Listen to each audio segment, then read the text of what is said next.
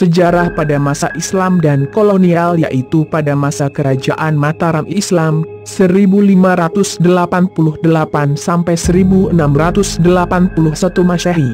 Hal ini mungkin terjadi dikarenakan sejarah asal mula nama Kabupaten Magetan itu sendiri yang terjadi pada masa Kerajaan Mataram Islam.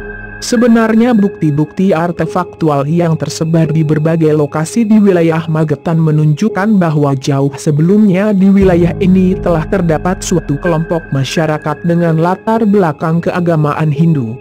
Hal ini dibuktikan dengan keberadaan sisa-sisa tempat peribadatan umat Hindu berupa candi dan petirtaan. Selain itu ditemukan pula prasasti-prasasti yang menggunakan aksara Kawi, aksara Jawa kuna, bahkan beberapa buah di antaranya menunjukkan ciri khas penulisan aksara Kawi kuadrat yang berasal dari masa Kerajaan Kadiri 1104 sampai 1222 Masehi.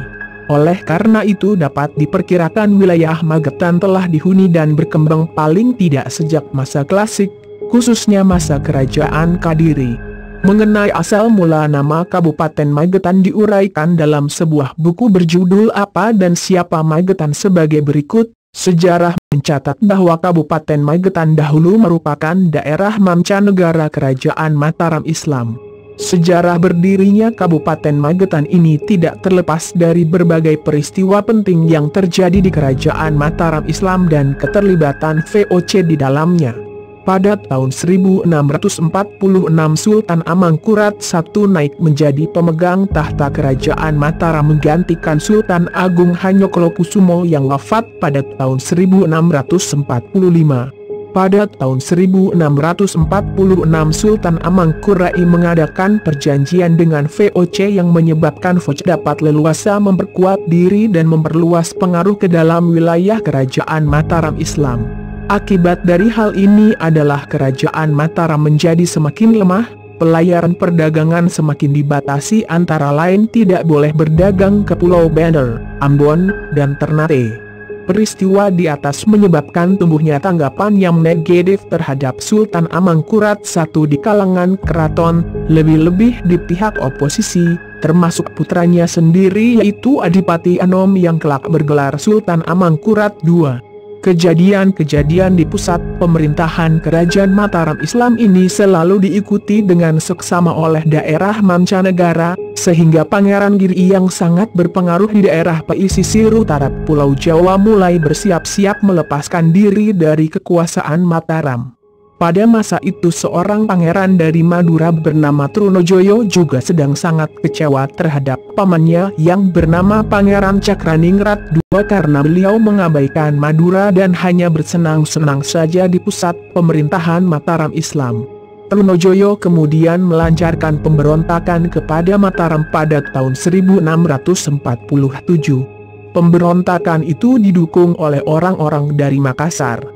Dalam suasana seperti itu kerabat keraton Mataram yang bernama Basah Bibit, Basah Gondokusumo, dan Patih Mataram yang bernama Patih Nrangkusumo dituduh bersekutu dengan para ulama yang beroposisi dengan menentang kebijaksanaan Sultan Amangkurat I. Atas tuduhan ini Basah Gondokusumo diasingkan ke Gedong Kuning di Semarang selama 40 hari, di tempat kediaman kakeknya yang bernama Basah Suryaningrat.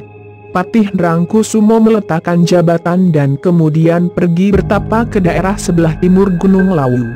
Beliau diganti oleh adiknya yang bernama Pangeran Rangboyo II. Di dalam pengasingan ini Basah Gondokusumo dan Basah Suryaningrat pergi ke daerah sebelah timur Gunung Lawu karena diberitakan sedang diadakan babat hutan oleh Ki Buyut Suro, Ki Ageng Getas. Pelaksanaan babat hutan ini atas dasar perintah Ki Ageng Mageti sebagai cikal bakal daerah tersebut.